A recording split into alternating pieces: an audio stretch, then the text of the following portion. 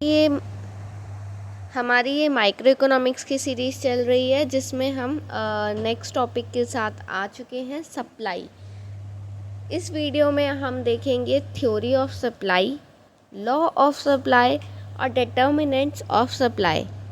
देखो, हमने demand topic इससे पहले कवर कर लिया है। Elasticity of demand, theory of demand, law of demand, हम सारा कुछ पुरानी वीडियोस में कवर कर चुके हैं। अगर आपने अभी तक वो टॉपिक नहीं देखे हैं तो प्लीज़ उन वीडियोस लेक्चर्स को सुने, आपको वो टॉपिक अच्छे से क्लियर हो जाएंगे। आज हम अपना एक न्यू टॉपिक स्टार्ट करने जा रहे हैं जो कि है सप्लाई। इससे पहले अगर आपने चैनल को सब्सक्राइब नहीं किया है तो प्लीज़ चैनल को सब्सक्राइब कीजिए और बेल आइकन को प्रेस कीजिए ताकि मेरी लेटेस्ट वीडियो की अपडेट आपको मिलती रहे। तो चलिए स्टार्ट करते हैं सप्लाई से। देखो, सप्लाई क्या होता है?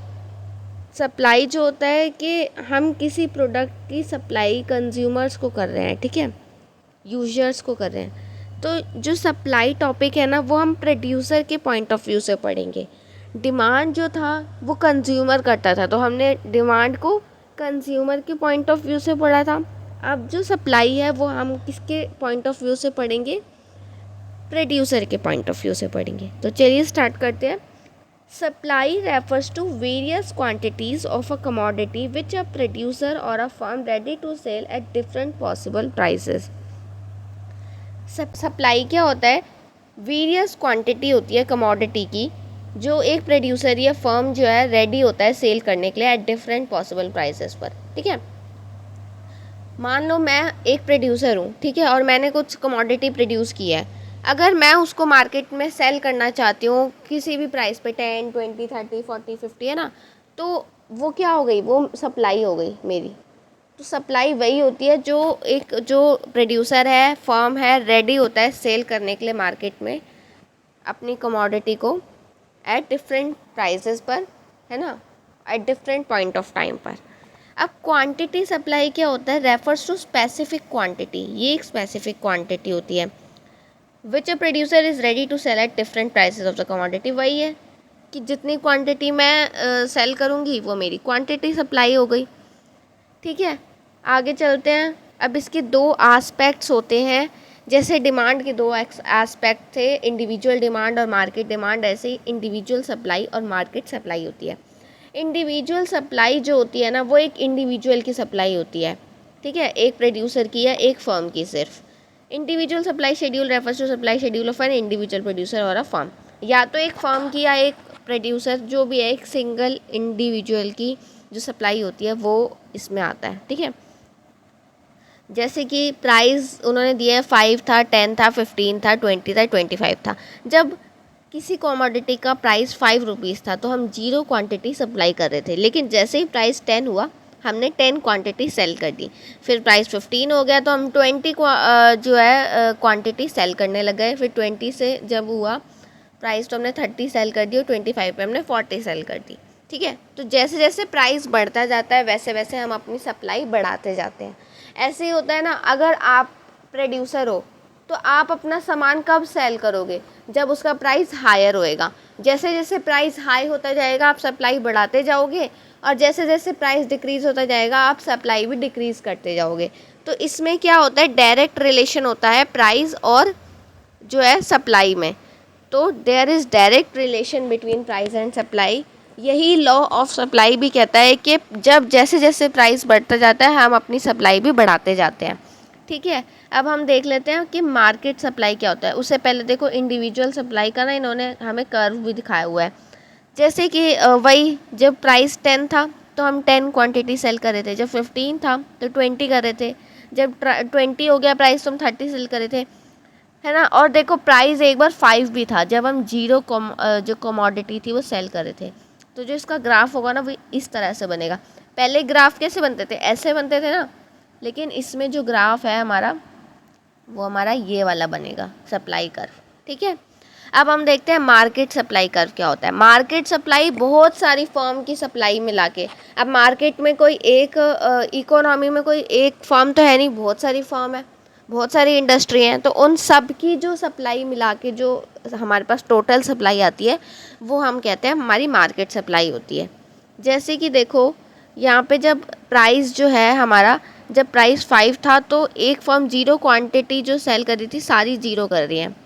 फिर जब 10 हुआ तो एक ने 10 सेल की, एक ने 5। फिर जब 15 हुआ तो 20, 10, और फिर इसको प्लस करके जो आता है वो हमारी क्या होती है, वो हमारी होती है मार्केट सप्लाई। ठीक है, अब नेक्स्ट देखते हैं इसका कर्व कैसे बना हुआ है। ये है इसका कर्व। वही देखो, जो आप शेड्यूल बनाओगे वही देख के आपको कर्व बनाना है। जब प्राइस 5 है, 10 है, 15 है, 5 पे 0 सेल कर रहे हैं, 10 पे टोटल जो है हमारी मार्केट सप्लाई 15 आ रही है, फिर 15 प्राइस पे हमारी 30 आ रही है, तो 15 प्राइस पे 30, तो इसका जो मार्केट सप्लाई कर्व है वो हमारा इस तरह से बनेगा, है ना। आप वीडियो को पॉज करके सारा शेड्यूल और कर्व नोट कर लेना। अब हम चलते हैं अपने नेक्स्ट उस पर, देखते हैं क्या है। नेक्स्ट है हमारा डिटर्मिनेंट ऑफ सप्लाई। अब डिटर्मिनेंट ऑफ सप्लाई क्या होता है, हमने डिटर्मिनेंट ऑफ डिमांड भी पढ़े थे। डिटर्मिनेंट ऑफ सप्लाई वो होते हैं जो सप्लाई को अफेक्ट करते हैं फैक्टर्स। तो वो वाले फैक्टर्स जो सप्लाई को अफेक्ट करेंगे वो हमारे क्या होंगे, डिटर्मिनेंट्स ऑफ सप्लाई। तो पहला डिटर्मिनेंट हम पढ़ते हैं क्या है, ओन प्राइस ऑफ कमोडिटी। खुद कमोडिटी का प्राइस भी उसकी सप्लाई को अफेक्ट करता है। तो पहला फैक्टर तो हमारा यही हो गया, पहला डिटर्मिनेंट यही हो गया। पढ़ते हैं इसमें क्या लिखा हुआ है। There is a direct relationship between own price of a commodity and its quantity supply. ठीक है, generally higher the price higher the quantity supply. जितना प्राइस हायर होगा उतनी जो है क्वांटिटी सप्लाई होगी, और लोअर द प्राइस तो लोअर द क्वांटिटी सप्लाई।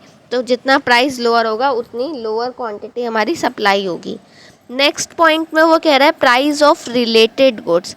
अब जो प्राइस ऑफ रिलेटेड गुड्स है वो भी हमारा जो है अफेक्ट करता है सप्लाई को। रिलेटेड गुड्स कौन से होते हैं, जैसे कि टी एंड कॉफ़ी हो गया, है ना। तो इनका जो प्राइस है ना, सब्सटीट्यूट गुड्स और कॉम्प्लीमेंट्री गुड्स, ये रिलेटेड गुड्स होते हैं। तो इनका जो प्राइस है वो भी हमारा सप्लाई को अफेक्ट करता है। देखते हैं कैसे करता है। Supply of a good depends upon the price of related goods. Consider the firm selling T. अब मान लो कि फर्म जो है वो सेल करती है T. If the price of coffee rises, तो अगर कॉफ़ी की प्राइस राइज हो गए मार्केट में तो firm will willing to sell less T.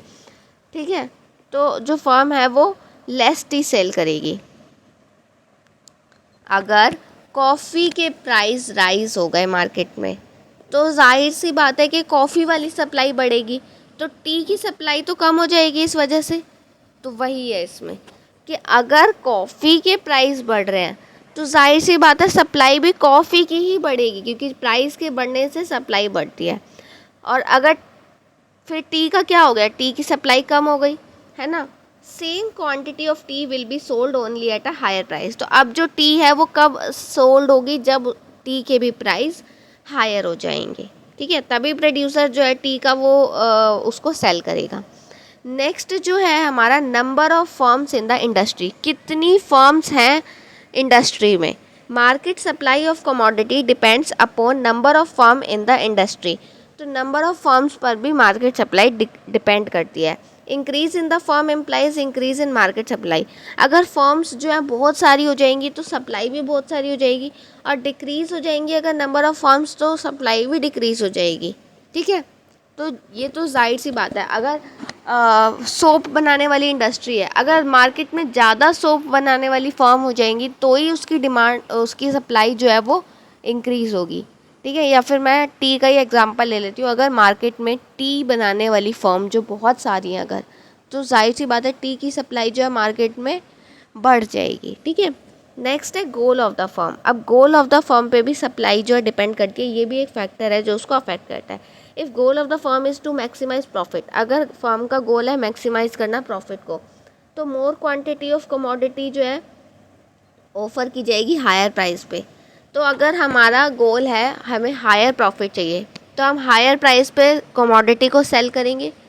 और ऑन दी अदर हैंड अगर हमारा जो क्या है गोल है फर्म को मैक्सिमाइज़ करना सोशल वेलफेयर, तो हम क्या है लोअर प्राइस पे उसको सेल करेंगे। तो जब हम लोअर प्राइस पे सेल करेंगे तो हमारी सप्लाई भी डिक्रीज़ हो जाएगी। तो ये भी एक फैक्टर है जो हमारा सप्लाई को अफेक्ट करता है। नेक्स्ट है price of factor of production. Factor of production के प्राइस पर भी सप्लाई डिपेंड करती है। अगर फैक्टर ऑफ प्रोडक्शन कौन से होते हैं, लैंड, लेबर, कैपिटल, एंटरप्रेन्योर, अगर ये हमें सस्ते में अवेलेबल हैं तो हमारा जो है प्राइस कम होगा, है ना। Supply of commodity is also affected by the price of factor used for the production of commodity. जो फैक्टर यूज होते हैं उन्हीं को हम फैक्टर ऑफ प्रोडक्शन कहते हैं। According more of the commodity supply at it existing price if the factor price increase. अगर factor price increase हो जाएगा तो मोर प्राइस होगा कमोडिटी का, और मोर प्राइस होगा तो हम क्या उसको सेल भी ज़्यादा करेंगे। स्टेट ऑफ टेक्नोलॉजी, अगर टेक्नोलॉजी अच्छी है तो हमारी सप्लाई बढ़ जाएगी, अगर टेक्नोलॉजी अच्छी नहीं है तो हमारी जो सप्लाई है वो डिक्रीज़ हो जाएगी, ठीक है। Expected future prices, expected future prices पर भी सप्लाई डिपेंड करती है।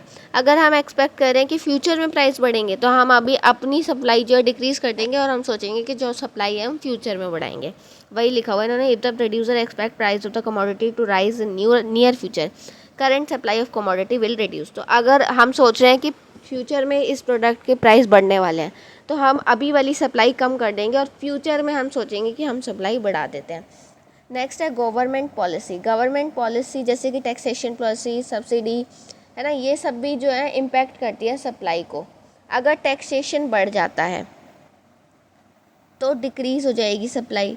टैक्सेशन के बढ़ने से सप्लाई डिक्रीज़ होती है और इंक्रीज़ हो जाती है अगर हमारी सब्सिडी, तो हमारी सप्लाई भी इंक्रीज़ हो जाती है। मान लो मैं एक प्रोड्यूसर हूँ, अगर मुझे गवर्नमेंट सब्सिडी दे रही है कि तुम ये वाला प्रोडक्ट तुम्हारा बहुत अच्छा है तो हम तुम्हें पैसे दे देते हैं, तुम इसको और ज़्यादा मैन्युफैक्चर करो, तो मुझे सब्सिडी मिल गई। सब्सिडी मिल गई तो मैं सप्लाई भी तो बढ़ा दूँगी, और अगर सब्सिडी डिक्रीज़ हो जाएगी तो हमारी जो है सप्लाई भी डिक्रीज़ हो जाएगी। अब हम अनदर इम्पोर्टेंट टॉपिक जो है वो पढ़ते हैं, जो है हमारा लॉ ऑफ सप्लाई, ठीक है। लॉ ऑफ सप्लाई देख लेते हैं क्या है।